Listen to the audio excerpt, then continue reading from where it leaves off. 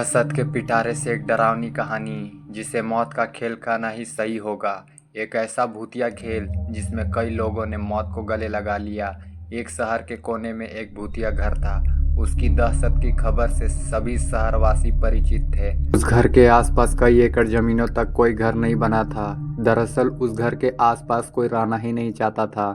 एक बार एक television serial director उस भूतिया घर में एक लाइव रिकॉर्डिंग सीरियल शूट करने का मन बनाता है, जिसका नाम वह मौत का खेल रखता है। इस खेल में चुने हुए प्रतिभागियों को भूतिया घर के अंदर पूरी रात गुजारनी होगी और इस दौरान हर कमरे में कैमरे लगे होंगे जो इनके डर भरे पलों को रिकॉर्ड करेंगे और अंत में जो प्रतिभागी बिना डरे पूरी रात गुजार लेगा उसे 1 करोड़ की इनामी राशि दी जाएगी। सीरियल डायरेक्टर मौत का खेल की घोषणा सारे शहर में कर देते हैं, लेकिन उन्हें प्रशासन का एक नोटिस आता है कि आपको उस घर में शूटिंग करने की इजाज़त नहीं मिल सकती। वह घर खतरे के दायरे में आता है।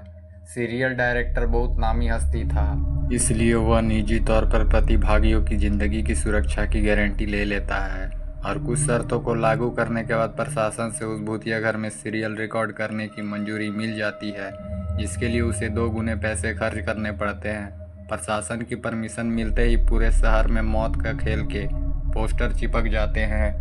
मौत का खेल शहर में होने वाला था, लेकिन लोगों में उत्साह से ज़्यादा दहशत भरी हुई थी। पूरे शहर को यकीन था कि इस प्रोग्राम में हिस्सा लेने वाले लोग जिंदा नहीं बचेंगे, लेकिन ये दुनिया तरह तरह के इंसानों से भरी है।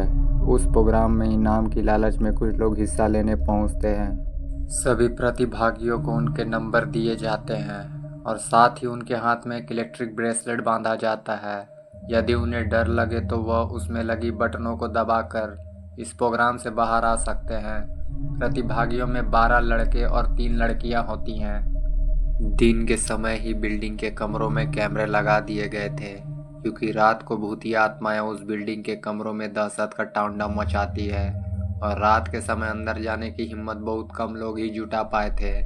एक एक करके सभी प्रतिभागी अंदर चले जाते हैं। सभी अपने नंबर के हिसाब से अपने कमरे को चुनते हैं और अंदर जाते ही सभी को अंदर से ताला लगाकर चाबी बाहर फेंकनी होती है।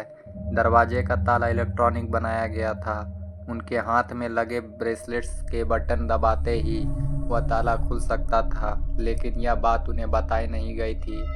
अगर किसी प्रतिभागी ने वह ताला खोला तो प्रतिभागी प्रतियोगिता से बाहर हो जाएगा, जो कि कैमरे के रिकॉर्डिंग में दिखाई देगा। सभी के कमरे में निर्देश देने के लिए स्पीकर लगाए गए थे। उसी से सभी को संकेत दिया जाता है। सभी जल्द से जल्द अपने कमरे का ताला बंद करके चाबी दरवाजे के नीचे से बाहर फेंकें और इसके बाद कमरे की लाइट बंद कर दी जाएगी। निर्देशों के अनुसार सभी अपने कमरे को अंदर से बंद कर देते हैं और चाबियां दरवाजे के नीचे से फेंक देते हैं। कैमरे नाइट मोड रिकॉर्डिंग के अनुरूप लगाए गए थे, इसलिए भले ही प्रतिभागियों के कमरे में अंधेरा हो, लेकिन दर्शकों को टेलीविज़न स्क्रीन में सब कुछ नज़र आ रहा होता है। धीरे धीरे डर की दस्तक हो जाती है। प्रतिभागियों में से एक लड़की अचानक अपने कमरे में चीखने लगती है। उसे ऐसा लगता है कि कोई उसका गला दबा रहा है और वह छटपटाने लगती है। कुछ ही देर में वह डर से बेहोश हो जाती है। उसके बेहोश होते ही लाइव सीरियल देख रहे दर्शक घबरा जाते हैं। अचानक एक एक करके सभी प्रतिभागियों पर भूतिया हमले होने लगते हैं, लेकिन ताज्जुब की बात तो यह थी कि सभी प्रतिभागी अपने आप को स्वयं ही नुकसान पहुंचा रहे थे। कैमरे की रिकॉर्डिंग में साफ साफ नजर आ रहा था, कोई अपने चेहरे पर खरोच रहा था तो कोई अपना गला दबा रहा था और तो और कई तो अपना सर भी दीवार से मारकर घायल कर रहे थे। दर्शकों का डर बढ़ते देख बिल्डिंग के नज़दीक सरकारी अधिकारी पहुंच जाते हैं, क्योंकि प्रोग्राम को प्रशासन की शर्तों के अनुरूप रिकॉर्ड करने की परमिशन दी गई थी, जिनमें से एक शर्त यह भी है कि यदि किसी प्रतिभागी को शूटिंग के दौरान मेडिकल की ज़रूरत पड़ेगी तो तुरंत डॉक्टर उपलब्ध करवाया जाएगा और सभी प्रतिभागियों को लाइव रिकॉर्डिंग में चोट लगने लगती है। सभी प्रोग्राम को रोकने की आवाज़ उठाने लगते हैं। रातों रात प्रशासन पर दबाव बढ़ जाता है। दर्शकों में दहशत फैलते देख प्रोग्राम का प्रसारण रोकने के आदेश आ जाते हैं। तुरंत प्रोग्राम का टेलीकास्ट रुक जाता है और अब जद्दोजहद होने लगती है। सभी प्रतिभागियों को बचाने की फायर ब्रिगेड की गाड़ी बिल्डिंग के बाहर पहुंचती है। लेकिन रात के समय उस भूतिया बिल्डिंग के अंदर जाने की हिम्मत फायर फाइटर्स की भी नहीं होती।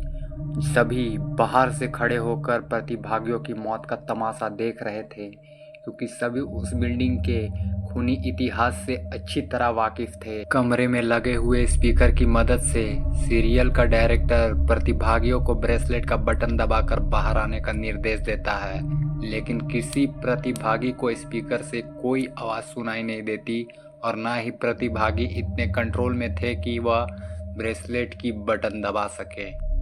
देखते ही देखते सभी प्रतिभागी लाइव रिकॉर्डिंग में ही आत्महत्या कर लेते हैं, लेकिन सब जानते थे कि यह भूतों के द्वारा किया गया नरसंहार है।